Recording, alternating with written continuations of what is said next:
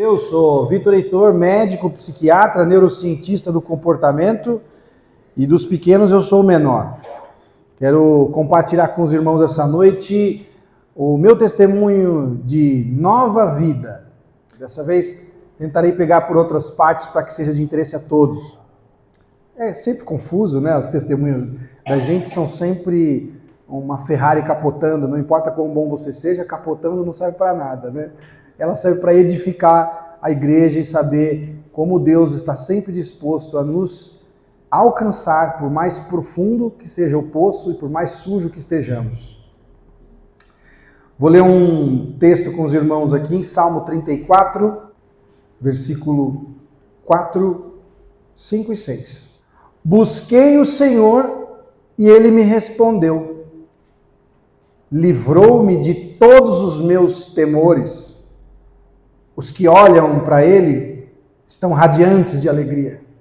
Seu rosto jamais mostrará decepção. Este homem clamou e o Senhor ouviu e o libertou de todas as suas tribulações. Vou orar. Senhor, maravilhoso Pai, por favor, conduza essas palavras, ó Deus, que serão proferidas essa noite aos corações que o Senhor já tem preparado. Modifica as nossas vidas, Deus. Queremos mais estar parecidos com o Senhor e menos com a nossa carne, porque sabemos que ela é perecível, mas o Senhor dura para sempre. Em nome de Jesus, amém.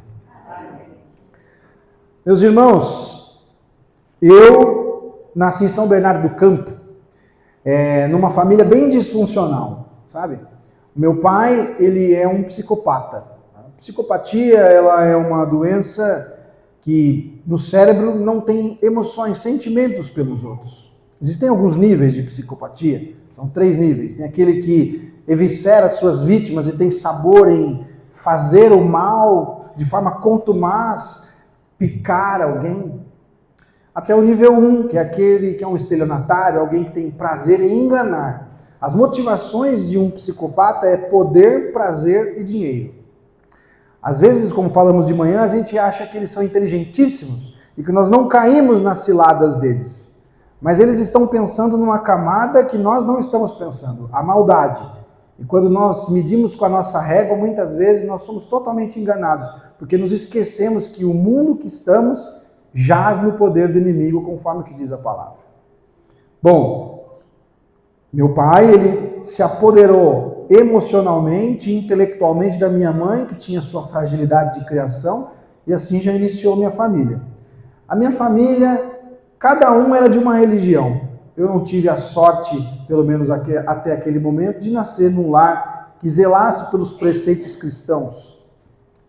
Por mais que às vezes sejam doutrinas diferentes do que nós acreditamos, ou um pouco mais distantes daquilo que a gente tem por verdade, crescer num lar cristão já é uma grande vantagem.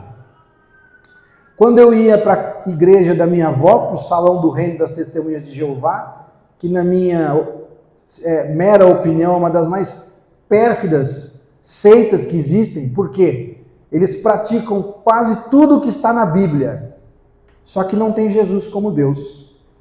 Deus mandando alguém no lugar dele não é tão majestoso quanto Deus que nós conhecemos. Na Santa Ceia deles, quem pode comer da ceia são as pessoas que se dizem fazer parte de um número finito, 144 mil, que na Bíblia nós entendemos como simbologia, mas eles levam como número literal. Ninguém toma do pão, ninguém toma do cálice, portanto não tem parte com Jesus. É uma lavagem cerebral, você acha que você está fazendo tudo da Bíblia, mas a única coisa que realmente importa está muito distante das suas mãos. A minha outra avó, ela veio de família judaica e era espírita. Eu lembro que nós ficávamos doentes e nós éramos benzidos. Nunca funcionou, mas a gente ficava molhado. Era isso que acontecia. E quando eu ia para o templo de uma, eu ia para o inferno da outra. Então eu ficava super em dúvida, porque quando eu ia para a religião de um parente, eu já estava condenado no do outro. Eu ficava super inquieto. super incomodado, super amedrontado. Eu tinha medo do inferno, claro, mas eu não sabia o que tinha que se fazer para não ir para ele. Ninguém tinha essa capacidade de me instruir. Quando eu tinha uns 11 anos, eu pedi para que me dessem estudos bíblicos. E quem me deu foram as Testemunhas de Jeová. Um dia, com 12 anos aproximadamente, eu já estava sendo preparado para pregar. Lá é muito rígido. As pessoas já são preparadas porque não há pastores, são os mais velhos que vão tomando a liderança. Eu fui a uma dos encontros deles, eles chamam de reuniões, e o que estava acontecendo? 2 pessoas estavam sendo desassociadas. O que é isso? Desassociação nessa seita é, se você fizer algo que vai contra a Bíblia ou os preceitos doutrinários deles, você será excluído. E quem fala com você está excluído também. Quanto amor, né? Pois é. A história que se passava naquele dia era uma filha que havia doado sangue para sua mãe. E as Testemunhas de Jeová têm como qualquer ato que envolva sangue como um pecado que não tem negociação. Os textos bíblicos que eles se baseiam são os textos em que Deus dá orientação no deserto para que a gente não coma o sangue por uma questão sanitária. Ninguém teria aguentado de tantas doenças andar 40 anos no deserto se aproveitando de qualquer coisa em épocas de fome, né? Mas aquelas 2 pessoas estavam sendo desassociadas. E eu, tão pequeno, creio que era já o Espírito Santo trabalhando em mim, pensei, mas a gente tem que ser imitador de Cristo. O símbolo da salvação é o sangue dele. Não faz sentido isso. E eu tive minha primeira decepção com religião. Saí de lá, tinha um livro vermelho chamado O Homem em Busca de Deus. As 10 principais religiões do mundo. Eu falei, olha, Deus, ali você não está. Eu sei que provavelmente na minha jornada de procurá-lo, eu vou cair, eu vou errar. Por favor, não leve em consideração se eu estiver fazendo alguma coisa errada. Mas o meu objetivo é te buscar. Eu vou pegar esse livro e eu vou conhecer as 10 principais religiões que tem aqui da maneira mais imersa que eu puder. Eu sempre fui nerdão, sabe? Eu tenho altas habilidades, de acordo com a neurociência, eu tenho um QI de 132. Não entendia isso muito bem quando era moleque, achava que isso era só uma coisa legal. Hoje eu sei que Deus dá dons por um motivo. Eu não teria facilidade para falar línguas, quais idiomas que eu me propusesse, se não fosse para a honra e glória de Deus e levar a palavra dele onde eu estivesse. Mas eu tinha habilidade com os livros, eu tinha habilidade com a leitura, eu tinha intimidade com isso, intimidade com o entendimento. E aí eu fui pela primeira vez, eu falei, bom, vou começar do começo. Vou conhecer o judaísmo. Jesus era judeu. Eu li a Torá toda. E descobri o seguinte, você não pode ser judeu se você não for nascido de uma mãe judaica. Estranho também, porque na verdade essa árvore genealógica deles nem é fiel mais, há muito tempo, né? Mas eles têm preceitos que são fúteis, superficiais, insuficientes, porque eles estão tapados de uma cegueira, e que eu já tinha convicção disso, que são os únicos que não compreenderam que Jesus Cristo era o Messias. Olha, todas as religiões do mundo acreditam em Jesus. Não necessariamente como Deus Altíssimo, como Filho que veio em nosso lugar, mas a existência de Jesus é inegável. Eles creem que Jesus existiu, mas não respeitam ele em nada. Portanto, tem um fim da linha aí, não dava para seguir, certo? Falei, bom, tem uma outra religião, vou nas religiões monoteístas, o islamismo. Vou conhecer o islamismo, li o Alcorão, sou de São Bernardo do Campo, a maior mesquita do Brasil é lá. Eu tinha vários amigos, o que me levou até lá foi o Alaurch, um amigo, ele é um gordinho ruivo, muito simpático ele é. E aí eu conheci o sheik e tal, e comecei a ver que, na verdade, eles não tinham nenhuma questão religiosa que fosse superior aos seus preceitos políticos de dominação do mundo e da espécie. Eu posso explicar. As religiões no mundo têm caído muito os seus adeptos. Depois da pandemia, as pessoas então se acostumaram a assistir as coisas somente online e nisso nós temos um prejuízo do ponto de vista de comunidade. O ateísmo, se é que eu posso chamar de crença, é o que tem mais crescido no mundo hoje. Se nós formos à Europa, por mais que sejam países desenvolvidos, eles não creem em Deus, ou se denominam cristãos não praticantes. Mas a religião que mais cresce é o islamismo. Por quê? Você pode ter várias esposas e quanto mais filhos você tiver, melhor. Quando um muçulmano nasce, o seu pai pega aquele recém-nascido e recita as shuras, que são os versículos. Shura em árabe significa milagre, no ouvido desse bebê. Vocês já ouviram falar de um muçulmano não praticante? De um islamista desviado? Não. Eles crescem de uma maneira fundamentalista, absolutista, que não compartilham com ninguém. Para eles, nós somos inferiores. Somos mesmo. Tanto é que nós vemos algumas linhas de doutrinas islâmicas fazendo tantos males por aí no mundo, com resultados tão perversos, né? Com motivações todas elas carnais. Para quem não sabe, o islamismo também possui divisões, não só somente muçulmanos, tem os xiitas, os sunitas, os malauítas. Então, alguns acreditam até em Nossa Senhora, para você ter ideia. É uma confusão, é uma Babilônia. Bom, não tinha lugar para mim. Eu não tinha nem barba, então acho que não ia ter mesmo. Mas eu não estava disposto a ficar para fazer parte, ajoelhando no tapetinho 3 vezes ao dia, daquele jeito, igual um doido, repetidamente, porque eu sabia que nós não somos ouvidos por Deus somente por repetir do mesmo jeito uma reza. Nós somos por termos intimidade com Ele. Tá certo? Falei, bom, não deu certo. Vou conhecer o shintoísmo, religião japonesa. Eu não sou japonês. Não sei se deu para perceber, eu não sou. Não fui bem-vindo. Falei, mas caramba, a gente tenta fazer parte de grupos religiosos que deveriam acolher a gente e nós nem somos bem-vindos na maioria deles, sabe? Bom, então eu vou tentar o hinduísmo. O hinduísmo é uma das religiões mais praticadas do mundo. Bom, começa a complicar. O hinduísmo tem 5 milhões de deuses. Tem quase um deus para cada família lá. Como é que você vai se conectar com o divino nessa religião? Para eu decorar isso, era impossível. Além disso, o deus supremo deles, Brahma, é uma vaca. É uma vaca. Não sei se o povo no deserto, quando fez um bezerro, estava pensando em alguma coisa próxima disso, mas eu não me sinto imagem e semelhança de uma vaca. Não me sinto. Talvez quando eu tomo todinho, acho que daí eu gosto. Só. Falei, não vai dar certo. Eu não vou conseguir decorar todos os deuses. Até porque eles também cultuam deuses do mal. Eles também fazem magias. Eles também cultuam deuses da guerra. Lakshmi, a deusa da guerra.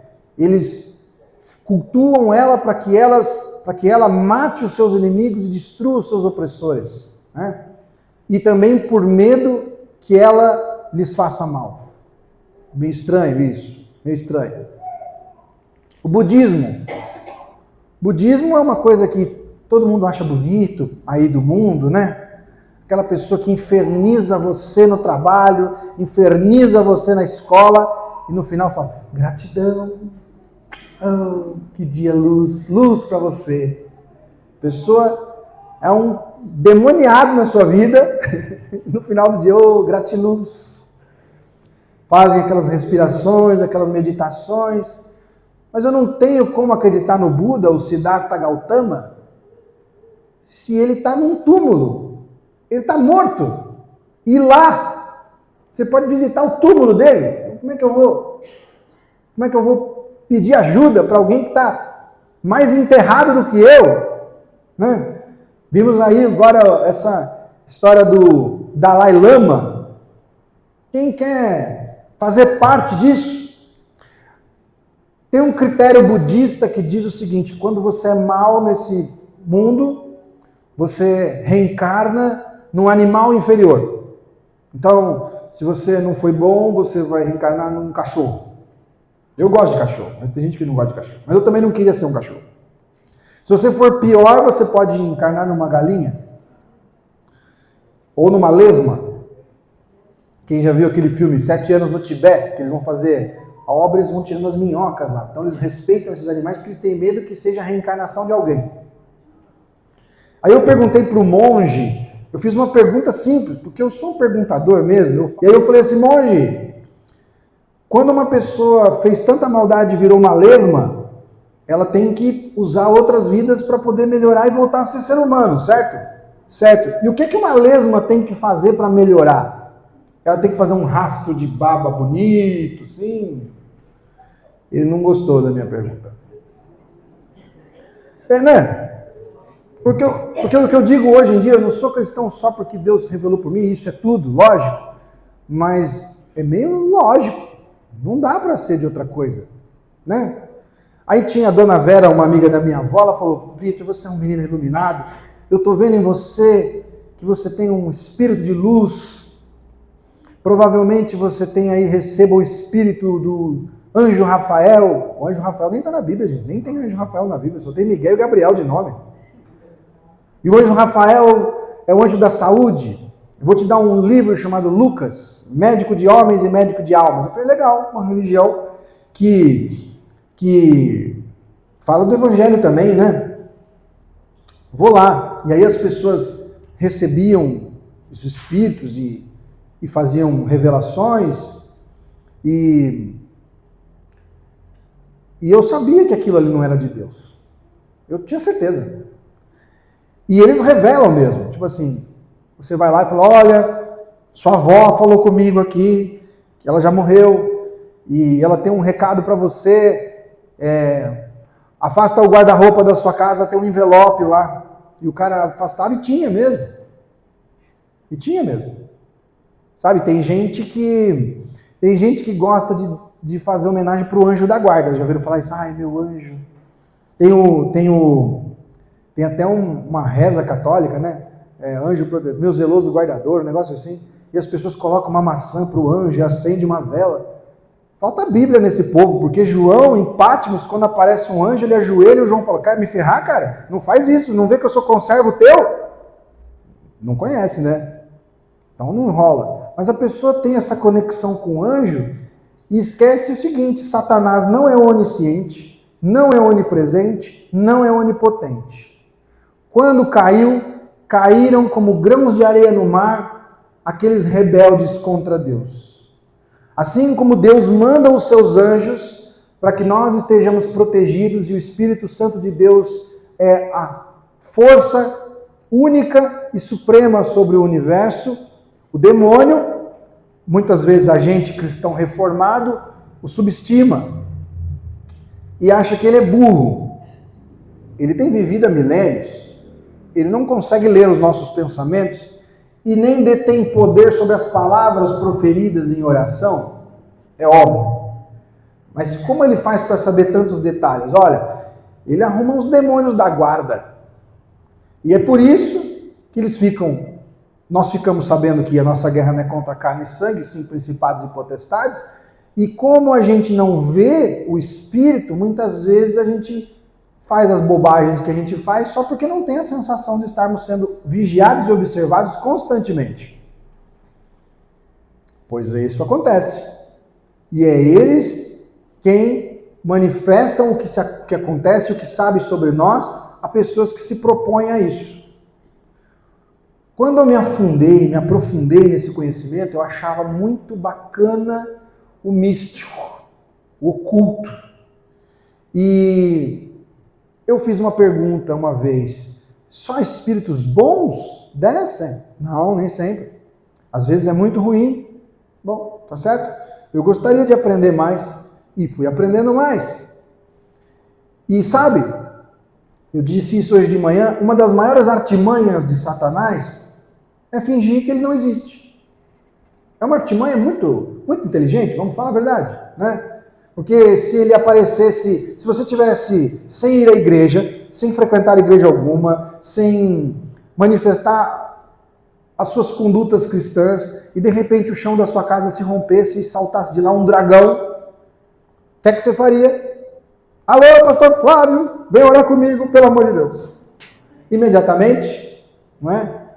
Então a estratégia de quando a gente fala Satanás está como leão que ruge procurando a quem devorar, na savana africana, o leão faminto vai urinando de forma circular para encurralar as suas presas, para que a presa, o gnu, o cervo sente o cheiro da urina e acha que o leão está para lá, e ele vai diminuindo esse espaço até que ele pega a presa.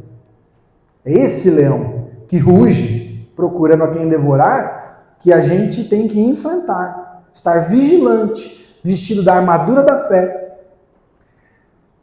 Quando o leão, quando o tigre ruge, não sei se os irmãos sabem disso, eu sou um cara curioso, como vocês sabem bem, eu gosto de estudar história, gosto de estudar zoologia, eu vou para o zoológico e gosto de falar para os meus filhos sobre por que a borboleta é assim, sabe? Eu sou um curioso.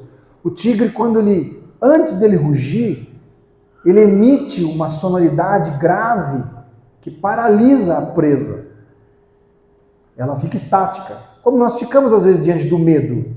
Ou nós ficamos estátua diante do medo, ou a gente desperta uma fúria, que é o luta e fuga, segundo o cérebro, para nós fugirmos. Né? É assim que ele faz. Quando a gente fala que Satanás aparece como anjo de luz, não significa que ele vai aparecer como um anjo. Significa que ele sabe utilizar, porque conhece bem as suas coisas, as coisas que você faz. Se o seu celular é capaz de aparecer uma máquina de lavada pernambucana só para você falar perto dele, imagina que um ser espiritual conseguiria fazer. Não é assim? Você fala, eu queria ver uma máquina de lavar. O celular começa a mostrar a máquina de lavar para você o dia inteiro. Não é assim? Ele sabe. Sabe como agir, sabe perceber os sinais. Não é um bobo, não nasceu ontem. E aí ele começa a trazer perto de você aquilo que mexe com você. Você crente experiente já deve ter dito, que coisa demoníaca, só porque eu pensei isso, acabei de falar, aconteceu. Não tem aquele ditado, só falar o nome do diabo que ele aparece. Né? É assim mesmo. Ele não tem problema nenhum em enfiar o dedo na sua ferida. Nenhum. E a Bíblia diz, como eu estava falando dos psicopatas, João 8,44, que o diabo é o pai da mentira. Ele é o primeiro homicida. Homicida, em outras traduções, diz o primeiro psicopata. Qual que é a motivação do diabo? Prazer e poder. Ele é o primeiro psicopata. Quem foi o primeiro psicopata humano? Caim. Caim. O que aconteceu? Foi excluído. Essa condição humana é impossível de se conviver. Você pegar, como é que se descobriu a psicopatia? Você pegar a USP, no Brasil, que descobriu os psicopatas. Em 97 fez ressonância magnética da cabeça das pessoas, enquanto viam imagens de pedofilia, cachorrinho morrendo, e as pessoas que não eram ficavam incomodadíssimas. Isso é inconcebível para mim. E eles, calminhos. Não se enganem. Aquilo que é inconcebível por vocês, para alguns é concebível. E aí que a gente falha. Nós estamos num mundo perverso. Olha o que aconteceu numa creche Blumenau. Eu não consigo abrir essas notícias, me embrulha o estômago, porque eu não sou psicopata. Mas não é assim? Às vezes nós vemos coisas assim e ficamos mexidos o dia inteiro. Né? Ele não tem problema em fazer isso conosco. Nós, como crentes reformados, muitas vezes subestimamos o que ele pode fazer com alguém que não é selado. E quando você está no fundo do poço espiritual, como esse que eu estava, ele não tem mais por que se disfarçar. Sabe por quê? Porque eu descobri o seguinte, eu já tinha feito uma longa trajetória em busca de Deus e não o encontrava. Eu comecei a me rebelar com Deus. Por que eu vejo gente que tem plena convicção e o Senhor não me quer? O Senhor não gosta de mim. O problema é comigo. É comigo o negócio. E aí eu falei, agora também, como eu conheço a Bíblia, já tinha lido a Bíblia algumas vezes, eu vou para a guerra. E eu comecei a ser um forte instrumento de Satanás para pegar um cristão que tem pouco conhecimento, fragilizado por alguma coisa, e botar ele em conflito com a fé dele. Você acredita nisso mesmo? Ah, fala sério. Você acredita em Papai Noel também? É mesmo? Então por que Deus permite toda essa maldade, todas aquelas coisas que um apóstata fala? Eu virei um apóstata de carteirinha. Defensor da carteirinha e da classe. Aquilo começou a ficar pequeno para mim, porque existem regras no kardecismo, e que inclusive a gente tem algumas religiões aqui no Brasil, como religiões africanas. Gente, na África ninguém é do candomblé. Na África ninguém é da Umbanda. A gente tem religiões de matrizes africanas. Na África ninguém acredita nisso aí não. Isso é religião só no Brasil que tem isso aqui. Tem aqui kardecismo. Allan Kardec, que fez o primeiro livro dos Espíritos, era um francês, mas quem aderiu foi brasileiro. Na França ninguém é kardecista. Ninguém. Religião de matriz africana, agora eles mudaram, não é mais africana. De matriz, de origem, passa perto descendência. Não, eles não têm isso aí não. Inclusive hoje a África, 90% dela é cristã. Tá? As religiões tribais africanas em nada se assemelham com todos aqueles nomes demoníacos que eles dizem aqui. Não é isso. Isso é para nós vermos o que acontece com um país de origens diversas culturais e como Satanás utiliza isso a seu favor. Bom, no kardecismo eu fui convidado para fazer parte de uma seita pagã chamada Wicca. Ali eu fui nomeado como um coven, como um eten, que é um líder. Eu tinha meu próprio coven, que é um grupo. E ali nós cultuamos a própria imagem do que se tem por imagem de Satanás.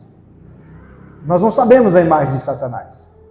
Não, a gente usa algumas ilustrações bíblicas sobre bode, mas Satanás significa opositor, diabo significa caluniador, Lúcifer significa vindo da luz. Esses não são os nomes dele, né? Nós não sabemos. E que bom. Eu espero que ele não goste de mim, mais até do que eu não gosto dele. Estou nem aí para ele, né? Nós não precisamos saber o nome dele. Mas tem pessoas que ficam, não pode falar esse nome.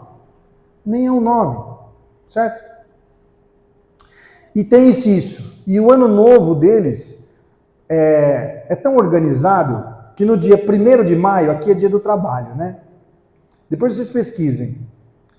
O planeta todo é feriado nesse dia, por diversos motivos. É um dia que todos eles se reúnem para louvar a esse cornífero, que é o Deus deles, né? Eles também têm uma trindade mulher, sabe? Satanás não é criativo, ele imita, ele copia umas coisas que não tem fundamento. E no dia 31 de outubro, que é o Halloween, que tem gente que acha que não tem problema nenhum, seu filho se vestir de abóbora, é o ano novo deles. E todos eles, independente de onde estejam, se reúnem para fazer coisas bem absurdas que eu vou contar para vocês. É nesse dia que eles veem como morte e ressurreição do diabo, que para eles também contam essa história, que eles pedem coisas, todas que queiram, dinheiro, poder, o fim de alguém.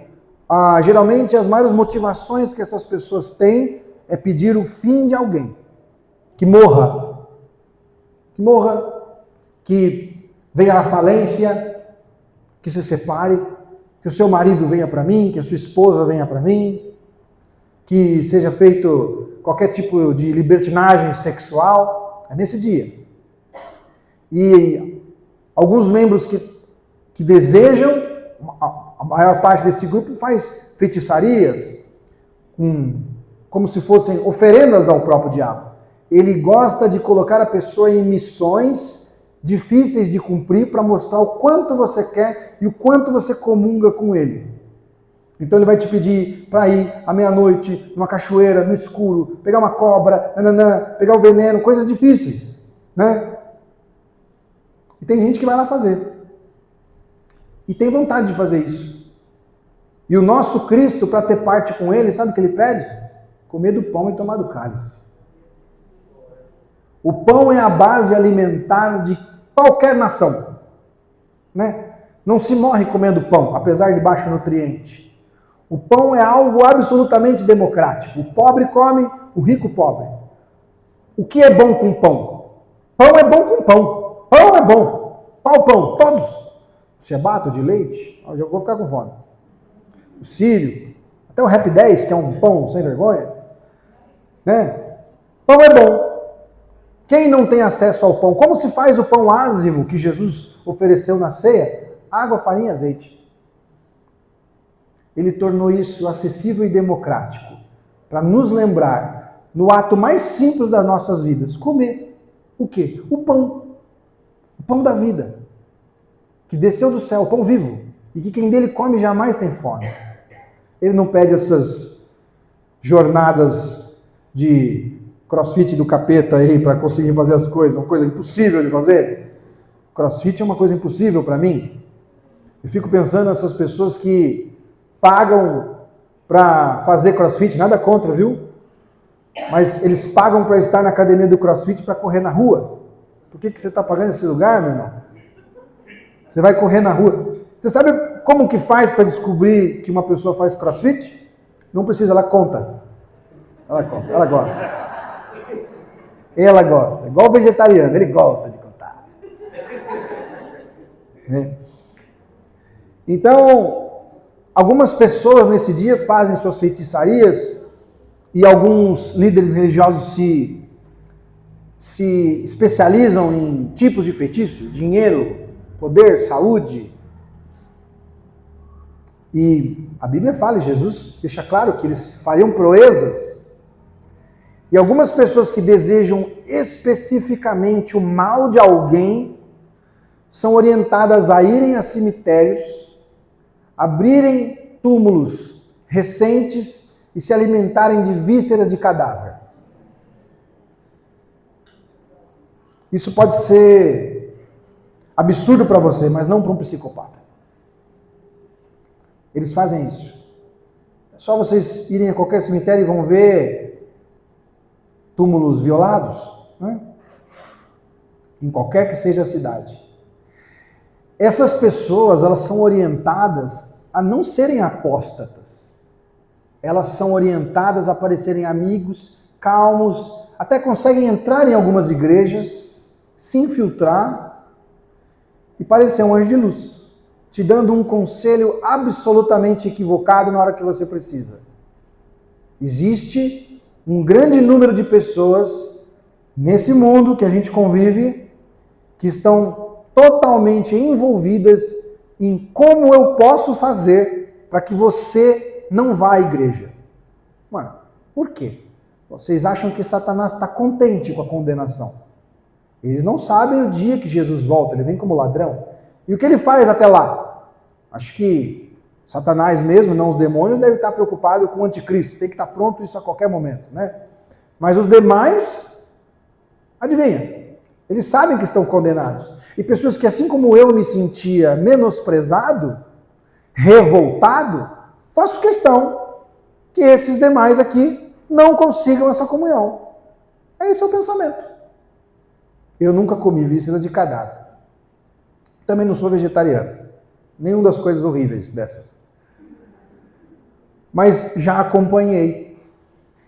Nunca quis especificamente a queda de alguém. Até porque eu era um homem sozinho. Mas eu vi pessoas conversarem com o Espírito e falarem: eu quero o fim daquela pessoa. De que maneira? Todo possível.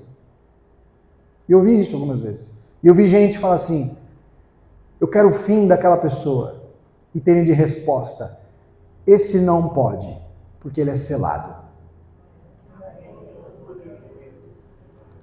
Ele é selado. Como assim? Alguns ficavam indignados. Como assim ele é selado? Eu não posso, eu nem consigo tocar nele. E eu estava tão revoltado que era tão óbvio raciocinar. Ora, tem uma força maior que a deles, mas você está embebido de poder, irmão. Sua carne, quando você alimenta somente ela é capaz de te trair de maneira muito cruel. Algumas pessoas também diziam, eu quero ela. Essa também não dá. Ela é selada? Não, mas tem gente que ora por ela.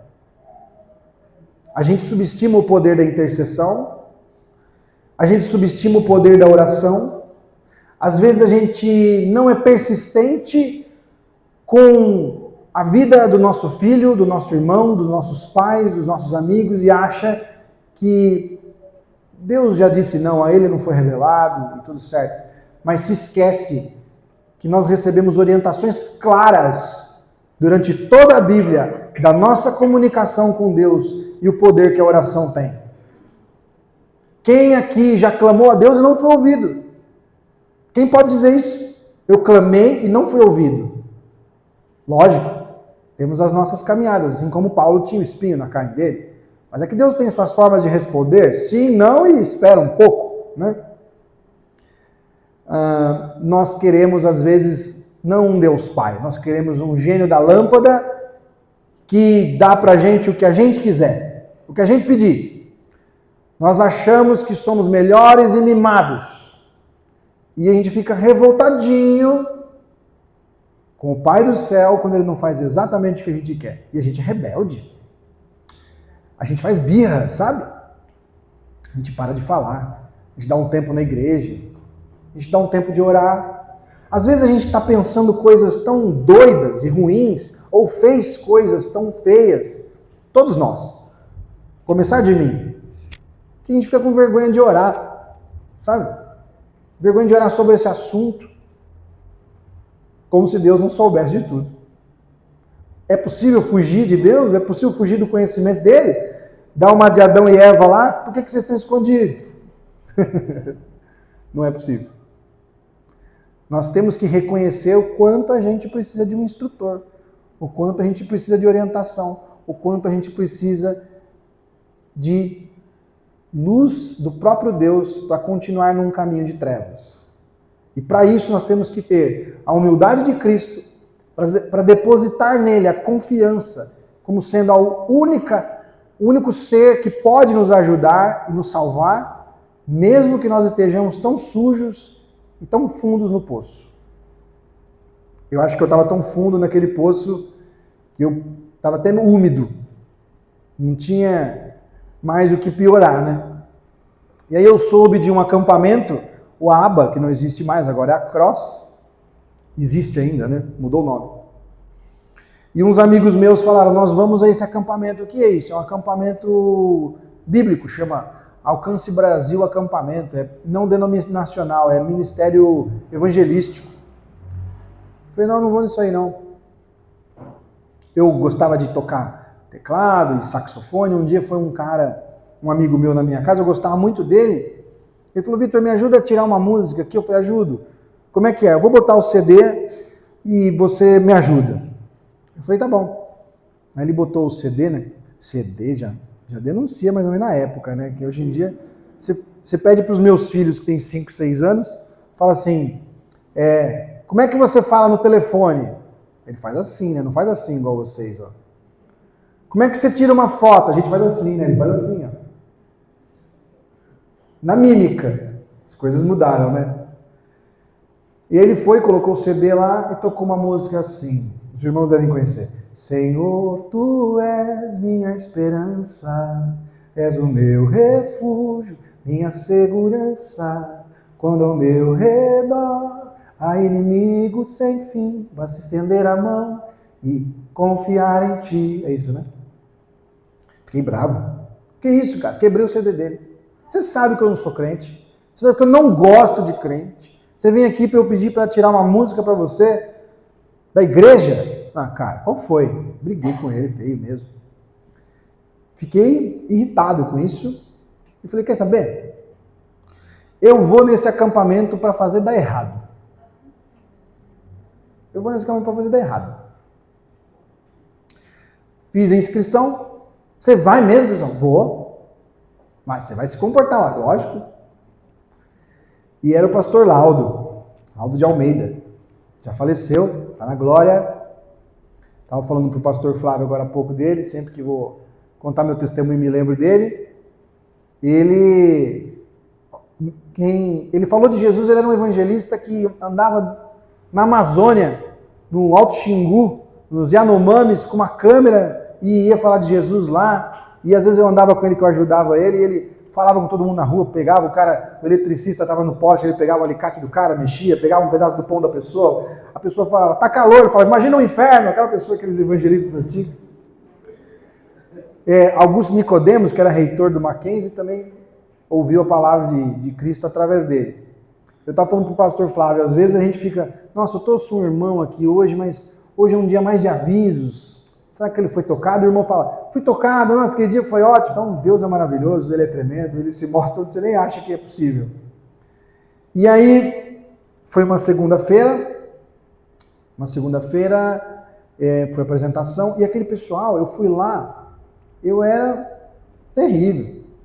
Eu era um menino mala, sabe? Mala. Bravo, briguento, rebelde, sem pai, né? Minha mãe, coitada, fazendo malabarismo para poder nos criar de alguma forma.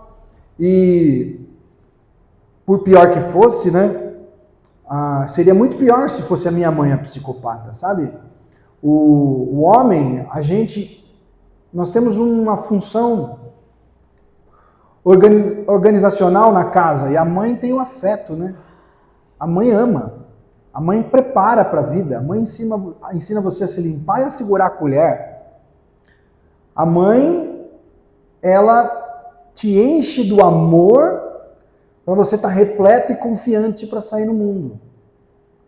A mãe é capaz de amar um adolescente rebelde insuportável. E ainda bem que eu tinha minha mãe, tenho minha mãe. Minha mãe é minha amiga, minha mãe é querida. E ela fazia esse malabarismo todo. E aguentava minhas artes. E eram artes, hein? Eram umas artes meio cabulosas, assim, criativas. E teria sido pior. Porque uma mãe que não tem afeto, isso é muito duro. Se alguém já passou por isso, uma mãe narcisista, tem um poder muito destrutivo na confiança e na autoestima de uma criança e de um adulto. Às vezes repercute por muitos anos. Só a graça e o Espírito Santo capaz de, como dissemos de manhã, preencher-nos desse vazio existencial. A mãe sofre. A mãe chora junto. Né? Teria alguma dúvida de tirar um pedaço de si se fosse importante para um filho? Nem consideraria isso sofrimento. Né? E às vezes a gente não reconhece a nossa mãe. Imagine Deus. Né? Deus prepara um cuidado para a gente desde cedo. Eu, como estava falando, gosto de zoologia, gosto de biologia. Eu estava vendo com a Lívia um documentário de chimpanzés.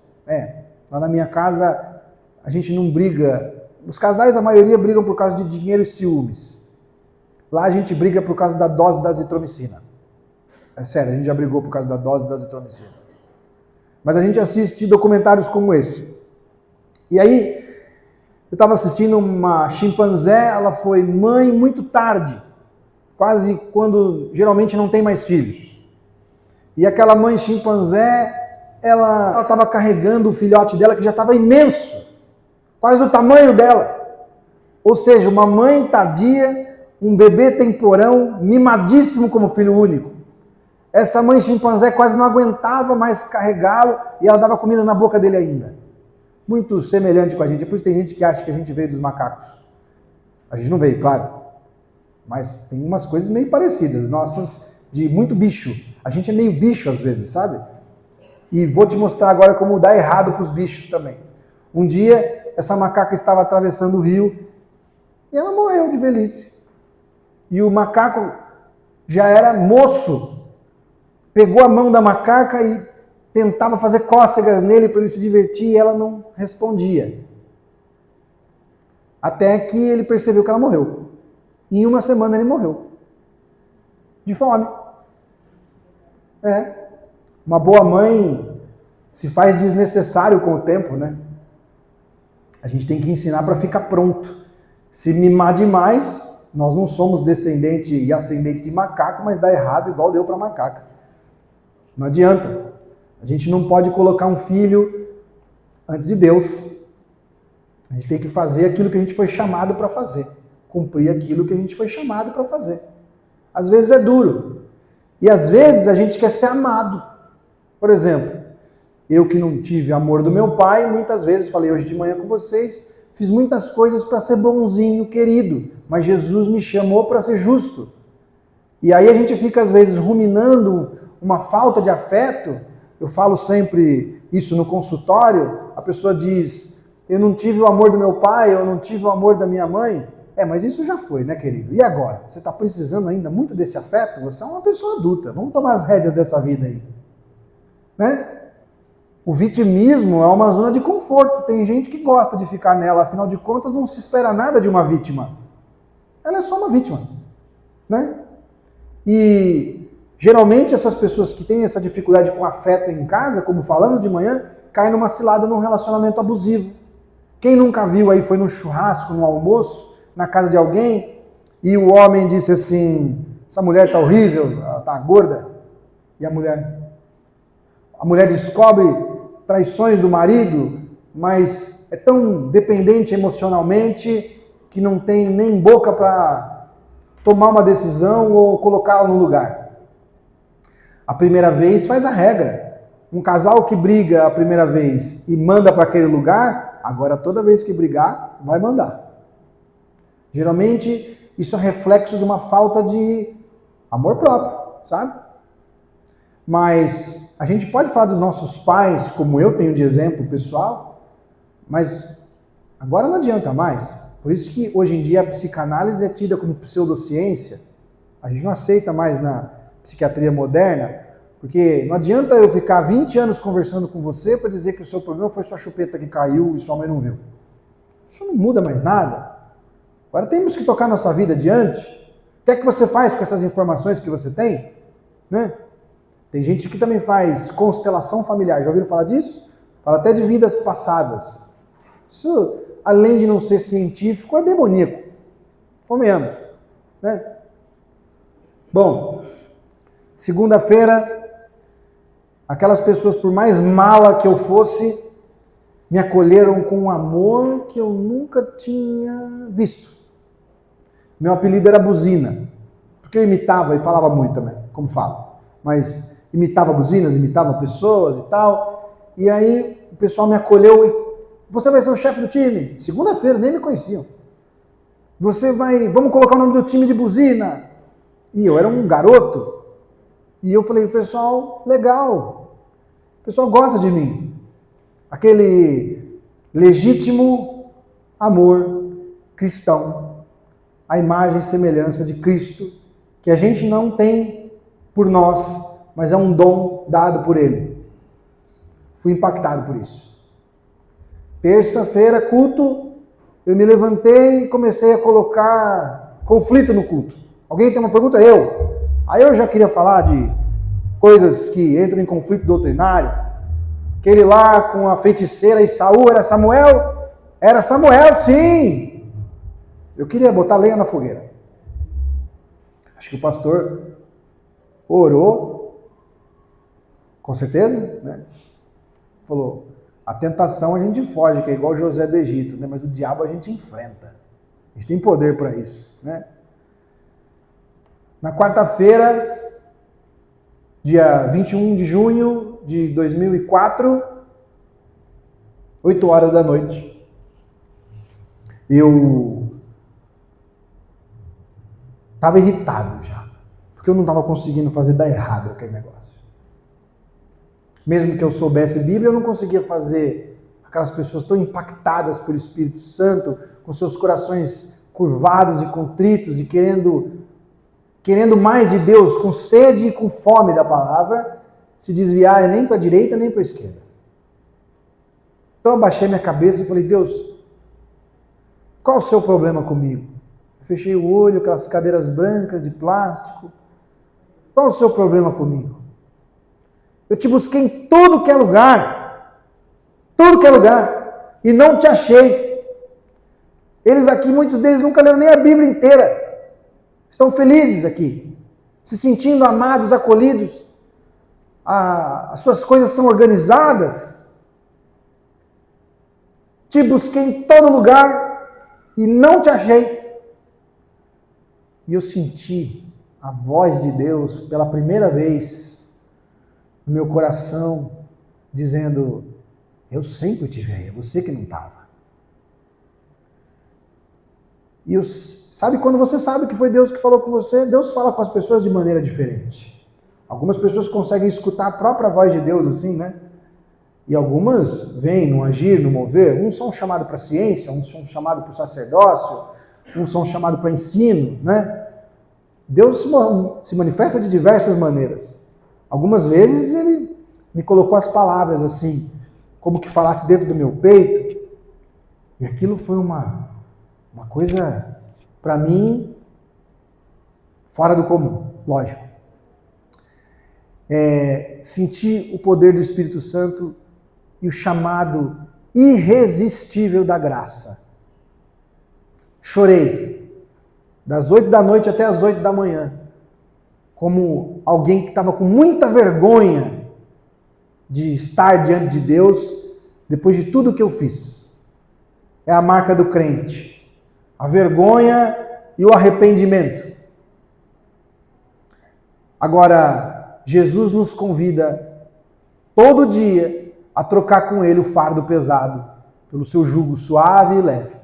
Todo dia. Nós não precisamos carregar culpa. A culpa é uma artimanha demoníaca. Não pertence a Cristo. Se você tem vivido somente rastejando na culpa, é porque você não trocou de fardo com Jesus. Ele te convida essa noite a trocar o seu fardo com Ele, não importa o que seja. Ele me tirou do mais nojento e podre lamaçal. Então, não interessa o problema que você tenha, não interessa o tamanho da sua tribulação, como nós lemos aqui no Salmo. Ele é fiel e justo, Ele é capaz de nos ouvir. Não existe clamor que Ele não escute. E Ele é o único e digno de toda honra e glória, capaz de resgatar você com os seus problemas. Você deposita os seus problemas no altar de Deus para que Ele resolva, ou você quer fazer braço de ferro com Ele e tentar fazer você mesmo? Você não vai conseguir. Eu não era capaz de ter o mérito da minha salvação. Eu não era capaz de encontrar eu mesmo, senão Ele se revelasse para mim. Eu não era capaz de ter mais força ou poder. A única coisa que eu tenho merecimento é ir para o inferno, o resto não. E depois que aquilo aconteceu, envergonhado, mas entendendo o poder dele e para que ele me preparou tudo aquilo, passei muito tempo dizendo: Deus, por que o Senhor permitiu que eu ficasse em lugares tão horríveis? Eu tive a oportunidade de falar de Jesus para gente que também estava nesse lamaçal, com o mesmo entendimento que eles têm. Então, que bom que Deus me usou para isso. Eu não posso me entristecer. Eu saí dali, daquele acampamento, entrei no primeiro ônibus, sentei do lado da Nath Potts. A Natália é casada com um pastor em Curitiba, hoje, mas era uma menina. Eu falei: qual a sua igreja? Ela falou: eu sou da Presbiteriana Central de Limeira, eu sou da sua igreja. Ela falou: você nunca foi lá? Eu falei: mas eu preciso, pelo amor de Deus, de uma igreja. Eu já estou há muito tempo longe. Tá bom, chegou, aí o ônibus parou, eu entrei na igreja. Quem é o pastor? É ele. Pastor, eu preciso me batizar. Aí eu: calma, você tem que fazer um catecúmenes. Não, me pergunta qualquer coisa de Bíblia aqui, eu sei versículo de cor. Aí o pessoal contou para ele: é meio doido esse menino. Aí ele falou: vamos fazer o seguinte, querido. Em vez de você ir para a classe de catecúmenos, eu vou fazer só eu e você. Acho que ele estava com medo de mim. Foram semanas de catecúmenos, só eu e ele. O meu problema era doutrinário, claro. Apesar de eu conhecer a palavra, eu não a aplicava da maneira correta. Eu não entendia a maneira correta. Ela era de maneira deturpada que foi passado para mim. Né? Passou um tempo e o pessoal falou... E olha, naquele dia, 180 adolescentes se converteram. Não conheço nenhum que esteja desobedecendo, desviado. Muitos pastores saíram daquele dia. Meus amigos, igual eu falei da Natália, o Leandro, a Priscila virou missionária, a Fabiana é missionária na Alemanha, daqueles 180 adolescentes. Pastor Flávio ontem disse para mim, uma igreja que não investe em jovens e adolescentes, uma igreja que os crentes não entendem a necessidade de investir nessas pessoas está fadado ao fim. Eles são o nosso amanhã. Esse pessoal de 16 anos agora vai decidir a eleição que vem. Daqui 10 anos nós não vamos achar engenheiro, vai ser tudo youtuber. Tudo tiktoker. Eles precisam de... Você acha que eles querem subir na obra ou querem ser youtuber? Você acha que querem ser agrônomo, sujar botina ou ser tiktoker? Tomara que as máquinas façam alguma coisa pela gente. Eu saí pedindo desculpa para todos os crentes que eu falei palavras duras.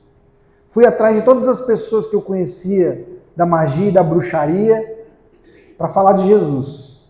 Eu estava desesperado para tentar conter o dano que eu mesmo achei que tivesse causado.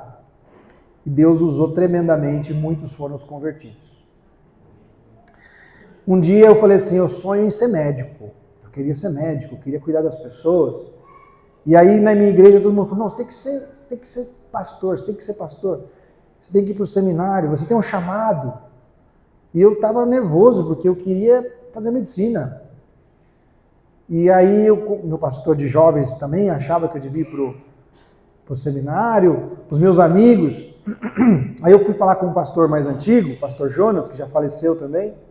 E eu falei, pastor, eu estou em dúvida. Ele falou, faz medicina. Não, mas eu nem concluí, faça medicina. Você acha que Deus erra? Eu falei, não. Você acha que se Deus te der um dom, Ele vai tomar ele de você? Não. Ele vai usar onde quer que você esteja.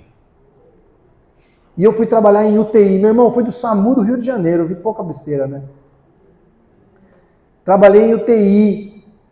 Tive a oportunidade de falar de Jesus para pessoas no leito da morte, no último suspiro, onde a capelania nem entrava, no Covid. Lembrei hoje cedo 2 histórias que eu passei que foram algumas das que mais me marcaram. Uma paciente que tinha um problema pulmonar grave, um tumor no pulmão, e ela estava suando de tanto que respirava rápido, porque ela parecia que estava correndo uma maratona. Ela disse, só estava eu e as enfermeiras, ela disse, doutor, eu vou morrer? Eu falei, todos nós vamos, mas eu vou morrer. Acho que hoje. Você conhece Jesus? Ela falou, fechou o olho e falou, fala dele para mim. Só eu estava ali. Deus usou, preparou e colocou aquela situação. Eu falei de Jesus para ela e ela mal tinha lágrimas de desidratada, de tanto suar. E ela chorou com aquela máscara de oxigênio. Quando eu terminei, eu perguntei, se você morrer hoje, para onde você vai? Ela disse, para a glória. Ela disse, mas me entuba, pelo amor de Deus, que eu não aguento mais. Eu falei, eu vou fazer da maneira que eu faria em mim mesmo, não vai doer nada. Provavelmente eu não volte mais, doutor. Eu falei, vou orar para que sim. Quando eu dei o sedativo, ela morreu. Só dormir. Aquele que você usa para endoscopia. De tão fraca que ela estava. No Covid, falamos hoje cedo, muita gente morreu por medo. Desespero. Né? Vendo aquilo na televisão. Todo mundo conhece alguém que morreu. Nós médicos nem sabíamos o que era aquilo. Eu era secretário de saúde e eu distribuí remédio que hoje a gente sabe que não funciona, mas eu fiz tudo que existia. Eu e Lívia cansamos, a Lívia é pneumopediatra também, além de psiquiatra infantil e neurocientista. Nós fazemos live para explicar. E aí não tinha álcool gel para todo mundo, nós fomos na IP lá em Amparo buscar álcool gel, mas não tinha álcool gel, a gente distribuía sabão. Pedia para as senhorinhas que faziam sabão de soda mesmo, né, de gordura, e sabão e lave a mão. E nós tivemos uma felicidade de sermos a última cidade a ter Covid no estado de São Paulo, Mombuca. E aí um dia eu estava no escritório e me ligaram de lá e falaram assim, os médicos de Charqueada estão se negando a entubar um menino de 20 anos. Eu falei, como assim? Passa o telefone para ele. Eu sou empresário de uma empresa que coloca médicos nos hospitais. E aí atendeu o Lucas Renoff, um intensivista médico de UTI experiente, chorando, e falou assim, eu não vou entubar mais ninguém. Eu não aguento mais ver gente morrer. Eu não aguento mais ver gente morrer. Eu falei, eu tô indo aí. Peguei o carro, 40 minutos, Cheguei lá, estava ele e a doutora Débora, uma outra médica, os dois estavam agachados no canto do quarto, porque era isolamento, Covid era isolamento, né, todo mundo, com aquela roupa de Zé Gotinha do Apocalipse, máscara, óculos, tudo, né? Agachados sem sentar, sem encostar em nada para não contaminar. A gente não aguenta mais. A gente pagava psicólogo para ir no hospital tratar os médicos.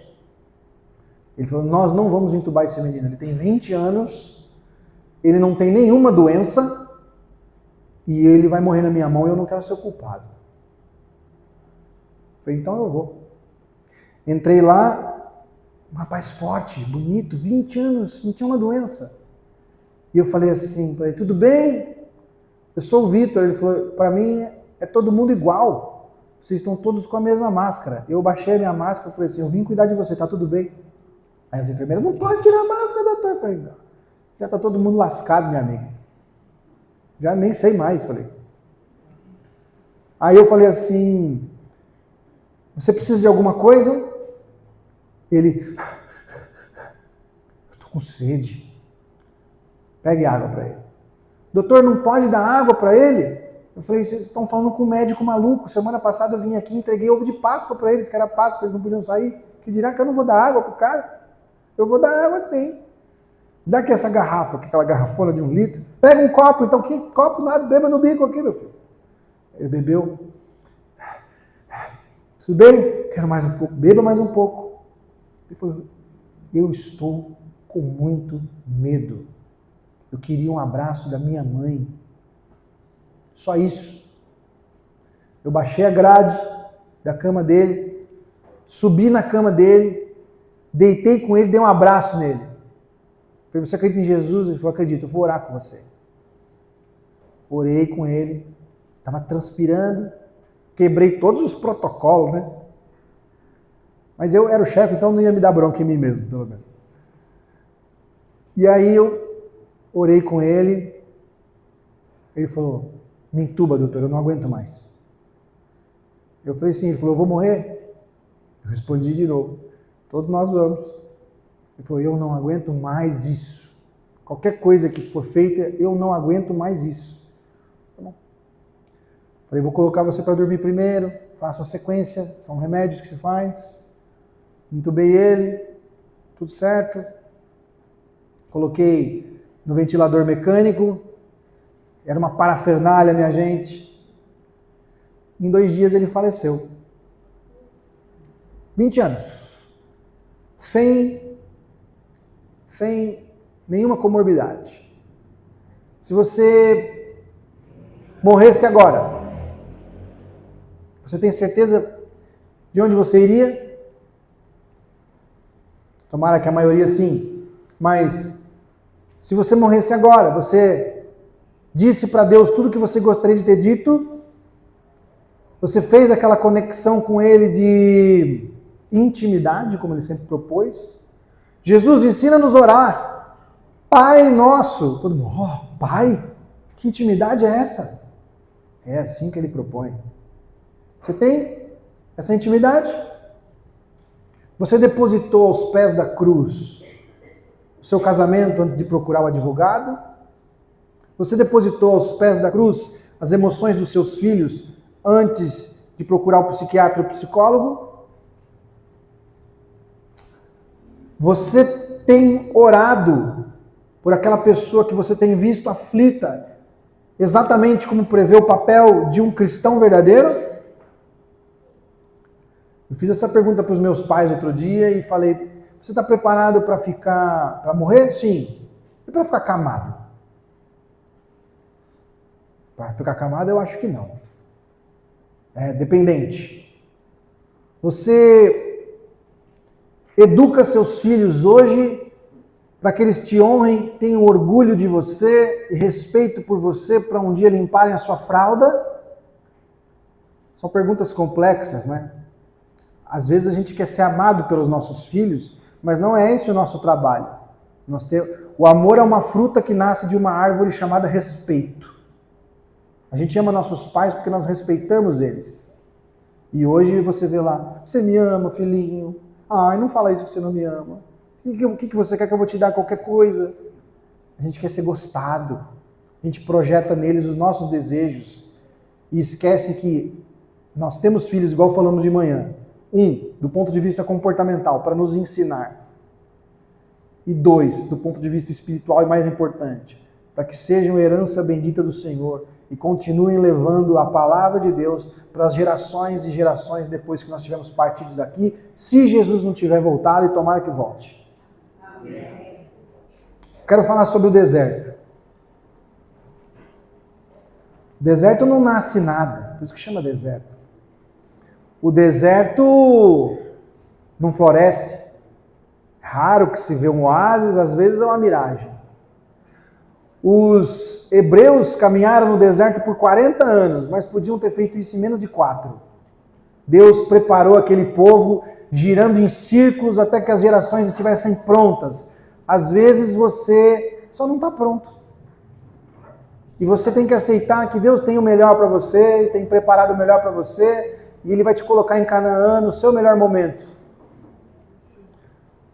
Irmão, irmã, eu digo para você essa noite, nenhum deserto dura para sempre. Todos eles acabam. Você pode estar passando por um deserto, mas ele tem fim. Você pode estar vendo uma pessoa que você ama passando por um deserto. Esteja com ela. Dê a mão para ela, para atravessar esse deserto, porque atravessar com o irmão, atravessar com a igreja, é para isso que ela serve. Faz o caminho ser muito mais fácil.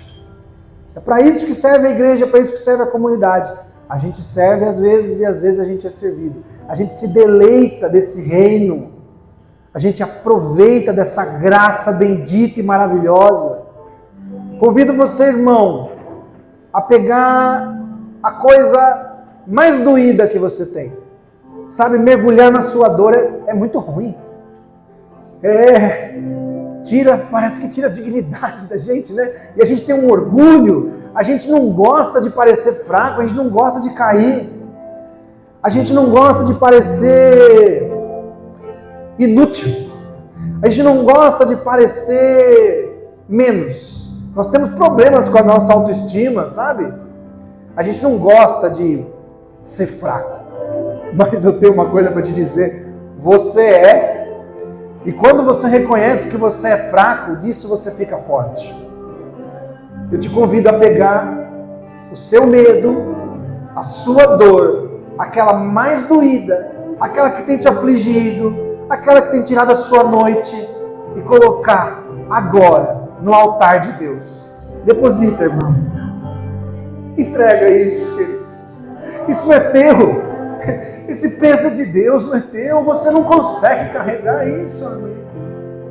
A doença do seu familiar, o teu casamento, a tua relação com a sua mãe, com o seu pai, a preocupação com o seu filho, o trabalho dele, a enfermidade de quem você ama, coloca no altar de Jesus. Fala, Jesus, carrega para mim, porque eu não consigo carregar.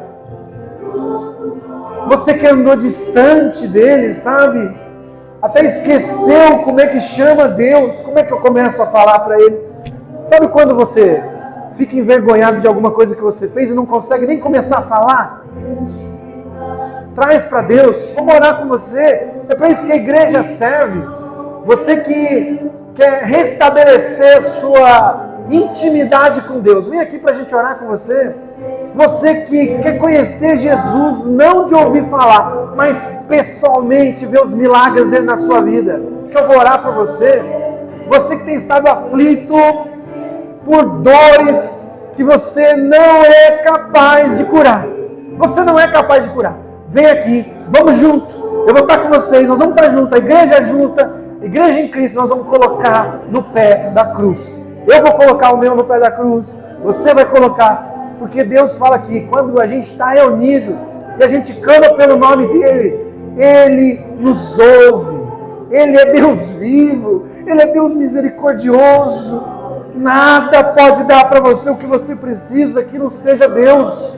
Não é o diabo, não é a carne, não é o dinheiro, não é o governo, não é a família. Pelo contrário, essa graça maravilhosa desce como óleo na barba de Arão e escorre para baixo. e inunda a nossa vida, e transforma a nossa vida. Vamos colocar agora, Deus, as nossas dores, as nossas enfermidades, aquilo que está tirando o nosso sono, que deixa a gente com insônia, revirando na cama à noite, preocupado com amanhã. E amanhã, o que é que eu faço amanhã? E meus boletos? E a minha doença? E a minha limitação? E o meu curso que eu não concluí? Olha, Deus, às vezes a minha língua se atrapalha. Por favor, coloca na minha boca as palavras que eu devo dizer. Deus, me mostra como eu resolvo os meus problemas. Eu não sei. Eu não sou capaz. Eu sou muito pequeno perto de tudo que o Senhor é. Só o Senhor é capaz de modificar a minha vida e me colocar sobre onde quer que o Senhor deseje. Deus, usa minhas mãos e a minha boca para fazer missões. Deus, me usa para falar da sua verdade para outros e trazer almas para Cristo. Nós queremos isso, Deus. Que felicidade é nossa quando somos usados. E que infeliz é o homem que não é utilizado por Deus. Pai, cuida do coração dos nossos filhos, Deus. Que a palavra de Deus continue depois que nós partirmos, Deus, chegando nos ouvidos mais doentes. Deus, cuida dos doentes, mas não dos doentes físicos, Deus, dos doentes da alma, daqueles que não estão conectados com o seu Santo Espírito. Deus, se revela, Pai, nos preenche, tira de nós, ó Deus, o vazio existencial que a gente busca em vícios, em coisas carnais, em coisas vazias. Pai, estamos aqui diante de Ti, com esses irmãos bravos e corajosos, essa igreja que ora unida, esses irmãos que entendem que só Cristo pode regenerar suas dores e trazem aqui no altar do Senhor, ó Pai, pedindo a sua ajuda e a sua misericórdia. Nós, como igreja unida, oramos sincero, Pai, atende essas orações, Deus, ouve esses pequeninos, transforma essas vidas, prepara essas almas, Pai, prepara essas pessoas para a sua honra e glória. Eu vou orar. Senhor bendito, Pai maravilhoso, o Senhor é Pai, e nós sabemos que o que pedimos para o Senhor dá conforme a nossa necessidade, não só o que queremos, porque nós queremos coisas ruins, nós queremos coisas vazias, mas o Senhor é capaz de dar aquilo que nós precisamos. Deus, nos cura onde quer que haja dor e doença, no físico, na mente, no espírito, na alma, na família, no trabalho, nas finanças. Deus, revele-se, faz um milagre nas nossas vidas, porque nós cremos, nós somos testemunhas do Deus vivo. Ele se manifestou em mim, Ele se manifestou nesses irmãos, e eles são testemunhas oculares do agir de Deus. Pai, em nome de Jesus, e quando nós clamamos no nome de Jesus, todo o poder e toda a glória emanada do Senhor é capaz de restituir qualquer coisa quebrada. Pai, toca-nos, modifica-nos, prepara-nos para uma semana abençoada, cuida da vida dos nossos irmãos, restaura e edifica a nossa igreja, em nome de Jesus, amém. Que você tenha um coração restaurado, regenerado, essa noite, de hoje, para toda a eternidade, para a honra e glória de Deus. Ore pelos pequeninos, ore pelas pessoas. Satanás não tem poder sobre o que sai da sua boca em oração e nem sobre aqueles que você protege com a intercessão através do Espírito Santo. Em nome de Jesus. Amém. Obrigado.